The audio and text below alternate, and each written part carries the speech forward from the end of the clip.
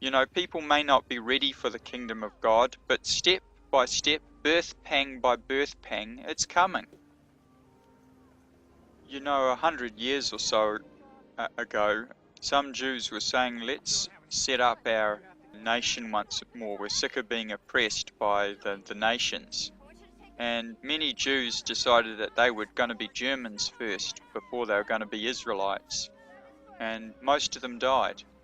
And what the Germans did to them was wicked. But the reason they were able to do that was because many, and not necessarily all, many of them did not even believe in God anymore. So the only reason that the wicked are able to triumph over the just in many cases is simply because the salt has lost its savour. The just are not as just as they once were. They're not walking in obedience to Yahweh's laws.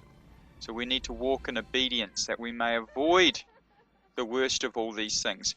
Many Christians think that they're going to get a rapture out of trouble. Now, Yahweh does promise to protect his people, but there wasn't a rapture before World War I, and there wasn't a rapture before World War II, and there's not going to be a rapture of the righteous before World War III. There may be a rapture onto spaceships to be eaten by lizard men from Alpha Centauri. I don't know, but there's certainly not going to be a rapture just yet, because Yahweh's looking for a bride. And I'm sorry, but there is no bride in America, Australia, or England. There is a remnant of Yahweh's people, but we're not a bride just yet. And the bride has not made herself ready, and Yeshua is coming for a bride. He's not coming for a bunch of stragglers like us, but he will deliver us if we keep his commandments. So that's what's coming.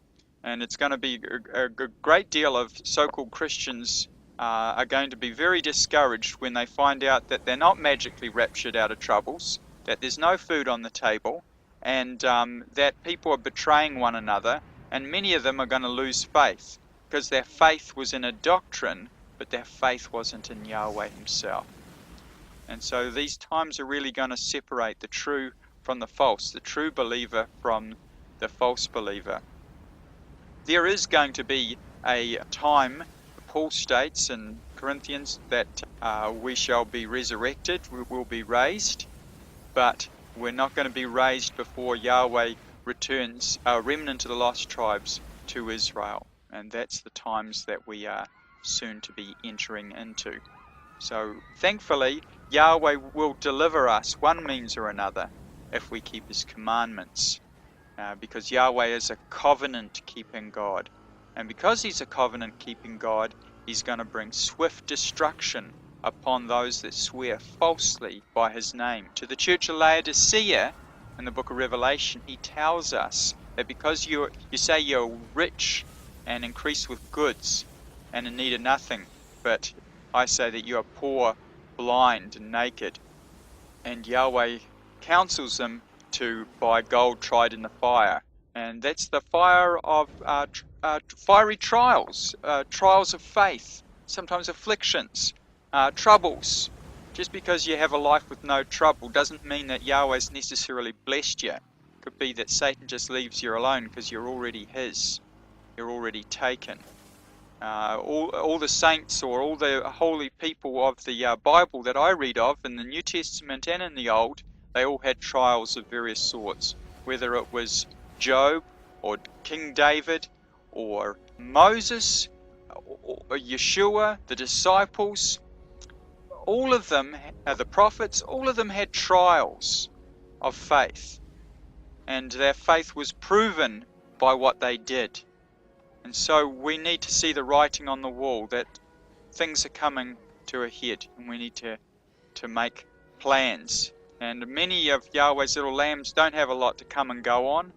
Well, we just need to pray our way through and start praying in the direction that we need to go. And Yahweh will open up the way for us in his time. But we're going to have to get out of the cities at some stage. When exactly that is, well, Yahweh knows. But at least be aware that these 9 reasons are going to be reasons at some stage where we'll have to make the decision to leave. And if we're not allowed to leave, then we need to ask for Yahweh's deliverance. And Yahweh is a covenant-keeping Elohim, and He will return us to the land. As I've stated in the first lesson in Deuteronomy 30, if we keep His commandments, He will return us to the land.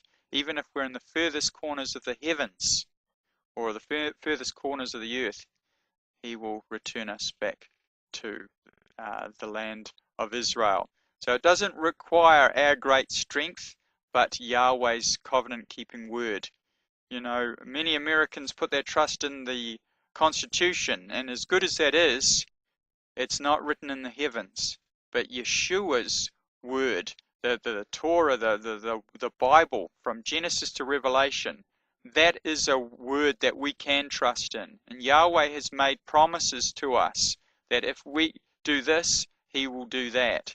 And so Yahweh's a covenant-keeping Elohim, and He will protect us from through the troubles that are coming.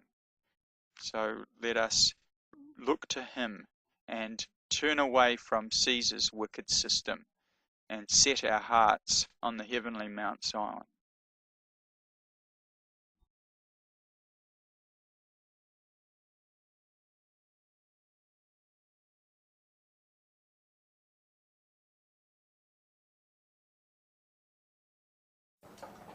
So that's all for our City Limits talk today.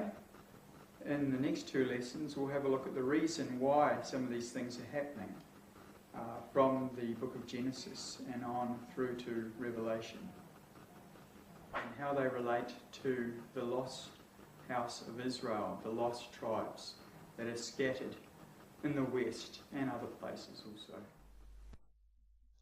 Well, that's all we have time for today, folks. In the meantime, until next time, may Yahweh bless you and keep you. May He make His face to shine upon you and be gracious to you.